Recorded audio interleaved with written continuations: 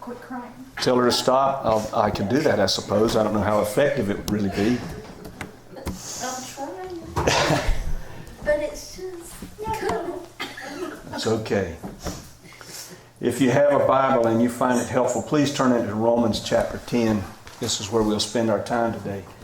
I can't help but think as we were singing that song, it reminds me of the songwriter saying, when we come and present our crowns to the great I Am, well, there'll come a point where you and me, everything we've ever done in this life that had value, we'll lay them at His feet as the crowns that we have. That's a pretty amazing thing to think about. Paul is going to take us through what seemingly are objections that perhaps a Jewish mind might raise with regard to the reception of the gospel, the reaction to the gospel. But I'm going to say they're the same reactions that all of us have. And so as we look at these objections, I want to say for us to keep in mind with the gospel, one of the aspects of it, and it just makes good sense. I mean, after all, truth by its own definition is an exclusive category. Something's either true or it's not. Computers operate on that principle. It's a 1 or it's a 0. There's not an in-between number. And that's the way life is. And that's the way the gospel is. And if God is who He claims Himself to be, that's the way He is. We're either for Him or against Him. And there's a point at which we have to make a decision. But sometimes we object. So let's look at these objections. I'll begin reading in chapter 10, verse 14. How then shall they call on Him in whom they've not believed? And how shall they believe in Him of whom they've not heard? How shall they hear without a preacher? And how shall one preach unless someone is sent? As it is written, how beautiful are the feet of those who preach the gospel of peace, who bring glad tidings of good things. But they've not obeyed the gospel. For Isaiah says, Lord, who has believed our report? So then faith comes by hearing, and hearing by the word of God. But I say, have they not heard? Yes, indeed. Their sound has gone out to all the earth, and their words to the end of the world. But I say, didn't Israel know? First Moses says, I will provoke you to jealousy by those who are not a nation. I'll move you to anger by a foolish nation. But then Isaiah is very bold and says, I was found by those who didn't seek me. I, God, was made manifest to those who did not ask for me. But to Israel, God says, all day long I have stretched out my hands to a disobedient and a contrary people. Okay, this whole text, by the way, it's interesting. This is a text. I used to travel, when I was traveling, we would travel as a band and do music for various evangelists. Might be traveling with them for a year. We did travel with one from England for almost 2 years. We traveled with Tony Campolo and Duffy Robbins and these others who would go out and they presented. Well, let me just let you in on a secret. You may not be aware of this. If you go and you see an evangelist who comes into a town, if you follow them, you're going to hear the same message the next night. That's the way it is. They travel, and I'm not saying this is a bad thing, it's just how it is. They travel about with a raft of a dozen or so talks that they do in various settings, and they do them for about a year, and then the next year they make sure that they have a new talk for that same group so that they don't repeat themselves. I mean, it's just the way it is. It is thought by the scholarship that this is Paul's talk. This is a talk that he is presenting time after time after time as he encounters these various Gentile congregations. So the first excuse that Paul raises here is a common one. How are they going to call on somebody they've not believed in? Well, that makes good sense. It's a fair question. I mean, after all, the Bible does say in the letter to the Hebrews, you have to believe He is. That's a kind of a basic starting point. But where's the problem? Is it God's fault that someone doesn't believe? Or is it their fault for not believing? So the inquirer is where the problem is located, Paul is saying to us. The second excuse, how can I believe in someone of whom I've not heard? Well, fair enough. But let's just be honest here and ask ourselves the question. Now, when Paul asked this question, I would say it was absolutely a valid question. But in 2016, is it really valid? It's not valid in this country. I mean, everybody practically can afford a television of some size or another. Everybody's got a radio in their car. Everybody goes through stores where the Bible is present, where the gospel is given. Everybody watches Christian TV at some point, even if it's just accidental. Everybody in this country knows. There's nobody in this country, but there may be some remote outpost of humanity where the gospel has not penetrated. That's very true. But that doesn't eliminate the need for the reconciliation between that person in that remote outpost and the God who is. And Paul is going to tell us that they've got enough evidence to call out to Him. They see enough to call out to the God who is, even if they've not heard the gospel. If they are an honest seeker, God will meet that need. So, Paul says, okay, so how can I believe in Him if I've not heard? Well, that's really not true for us, but let's take that remote outpost. God isn't bound by borders. He's not bound by laws. He's not bound by time. He's not bound by space, and He's not bound by resources. Resources for Him are infinite. So if that person who looks around at the tree stump that they've got a face painted on, which their parents and their parents and their parents all prayed to, and they scratch their head and they say, you know, my child was sick and I asked you to do something about it, tree stump, or whatever they call it, and you didn't do a thing. And you know, just like in Isaiah, I cook my food over logs that are just like you. Well, if there's somebody that's responsible for all this, will you tell me who you are? God hears that prayer. He hears it. And He's going to meet that person. All you got to do is look at Cornelius. Cornelius was sent Peter. Third excuse, how can one hear if nobody bothers to proclaim it? This to me is one of those questions that says, does God even exist? I mean, after all, if you go into the countries on the earth where it's utterly illegal to become a Christian, to preach the gospel, to have a Bible, and there are those countries. Sudan is one of them. There are others. There are imams that are becoming born again. Muslim imams in countries where the gospel is not. Guess how that happens? God does it. God does it. God reaches out through dreams. I know you can go on YouTube, look it up for yourself, Google it sometime just for fun, and look at the numbers of Muslims who become Christians, not because somebody came and preached, but because God chased them down in a dream. The hound of heaven looked and said, I'm going to get you, saw something in that person that was worthy of being pursued, and pursued them, and they became born again. So God, there's no limitation here unless God is not. That would be the only way that excuse would carry any water. Well, what if nobody's sent? Well, God is going to eliminate all those excuses via the Old Testament. You know, when Paul writes this, that's all they've got. There's no New Testament here.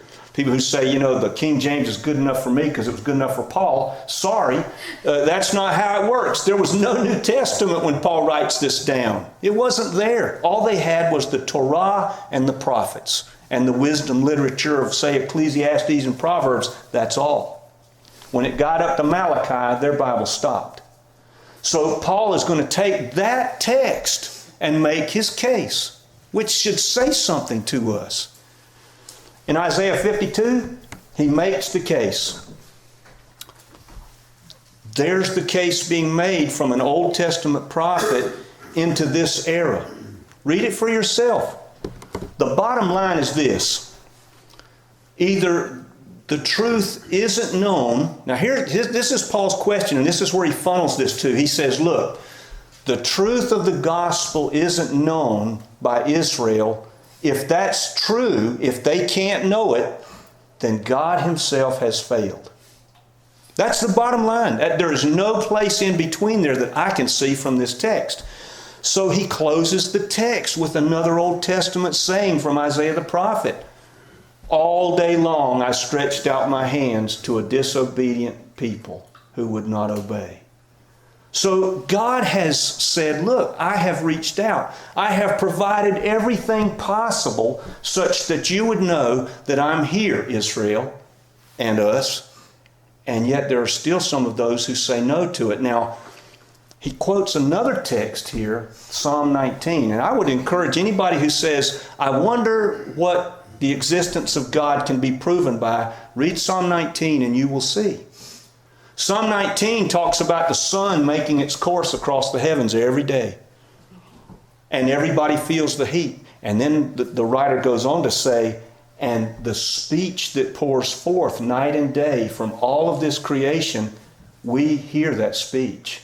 And that speech says there's a creator. It always has. Even in our day, now when that was written in the 900s BC, they didn't have science like we do today.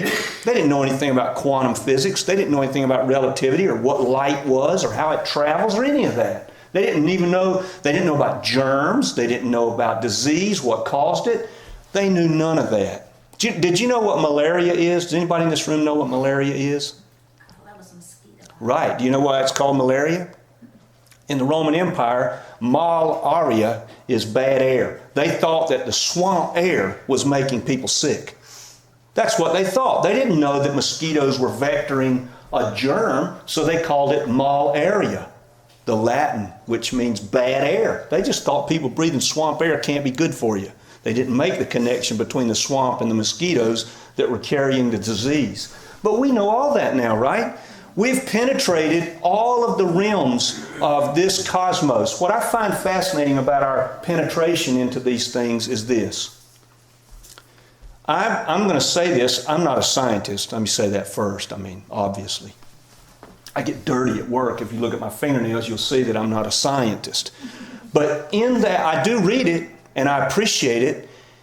2013, the world was set afire. Time magazine, the God particle.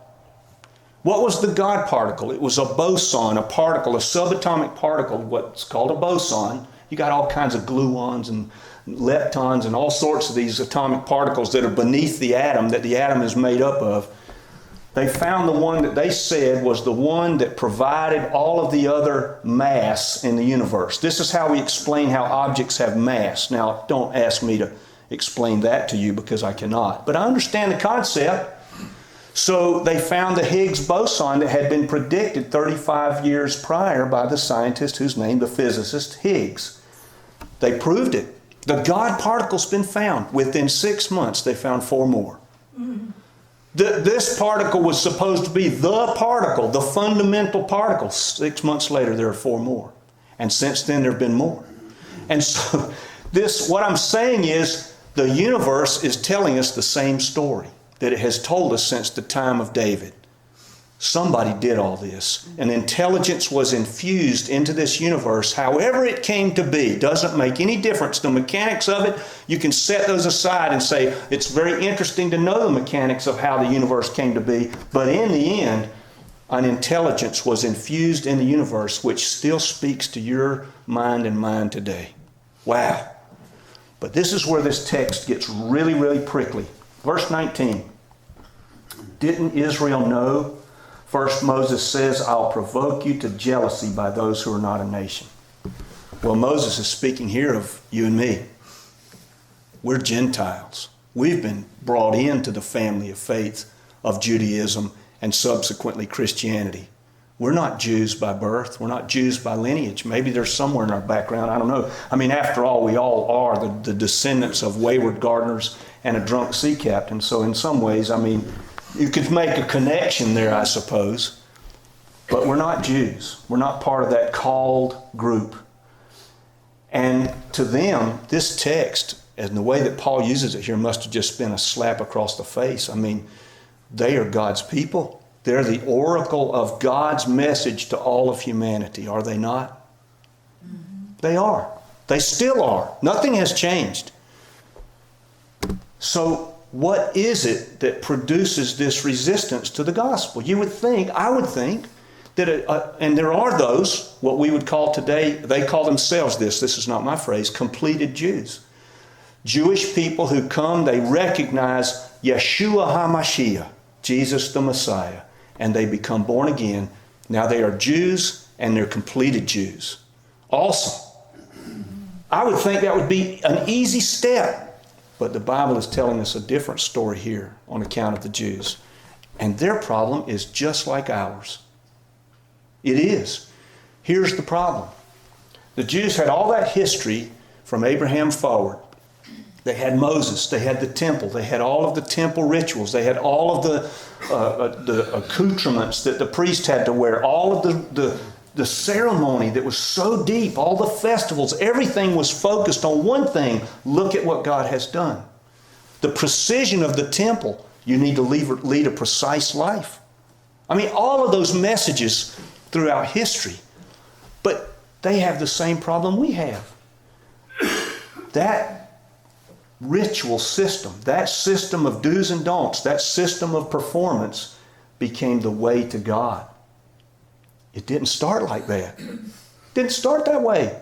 What does it say? Abraham believed him, and God counted it to Abraham as righteousness. So throughout all that history, 1700 BC till today, nothing has changed. We believe, and God counts it to us as righteousness. But our problem is the same as it was with the Jews. We have to surrender our way of becoming born again to His way. And there is nothing in between. There is no middle ground. And I got to tell you, for me, I find that difficult. Not for myself, but when I try to communicate it. Because it is an exclusory place to be. If somebody says to me, but can I do? You have to say no. Jesus died for your sins. You either come that way or you don't come. So either Isaiah 65, as Paul quotes it here, closing this text, is true or it is not true. Either God has reached out or He has not. There is nothing in between that. And so I remember, and for those of you who weren't there, and it still goes on to this day, I remember being at the debate, and I didn't bring it up. I'm so sorry that I didn't. But you can't bring up everything, I suppose, if I make an excuse for myself. But I remember thinking after to myself, gosh, you got all this group of people here, and Matt, they're proclaiming that God is not. And then you've got all the authors that we have with us today, the Dan Dennett, Lawrence Krauss, Peter Atkins, Richard Dawkins, and the deceased Christopher Hitchens, who's a believer now, and Sam Harris, and all those who say God isn't, and then you've got Jesus. Which one seems more trustworthy to you? I mean, that just doesn't seem like a hard thing, but it goes right back to what Chesterton says. The gospel isn't tried and found wanting. The gospel is found hard and left untried. And that's the problem. That's the problem. Remember, everybody knows who Mark Twain, Samuel Clemens, became Mark Twain. He had this great saying, I love it.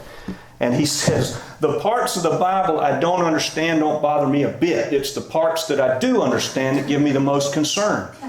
And I think he's right. There's a part of us that says, I don't want to understand. That plays into you and me. We come to a church service Sunday after Sunday in a Sunday school, and we hear challenges to who we are. Are we accepting of the challenges, or do we leave unchanged because we don't want to hear?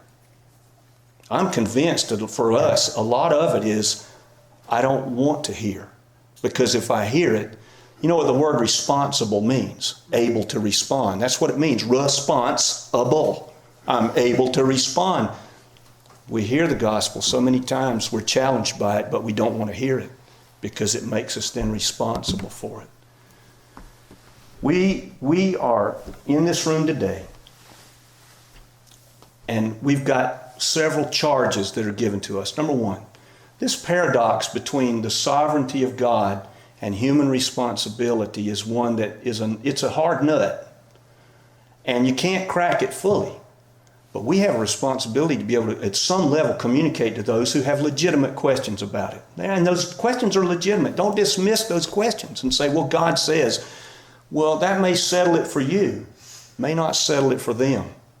That's our job. The second part is, though, here we sit today and we say, we believe. I'm confident everybody in this room would say that. But are we so consumed with thankfulness over what God has done that we can't contain it? I don't know. I can't answer that for anybody. I can barely answer it for myself. Or do we involve ourselves in a congregational life just out of some sense of obligation that it's something we ought to do? That's a good question to think about, I think. Today we're going to close a little differently. KG, could you... I know it's weird, isn't it, when you hear your name called out? Isn't it weird? I didn't do anything.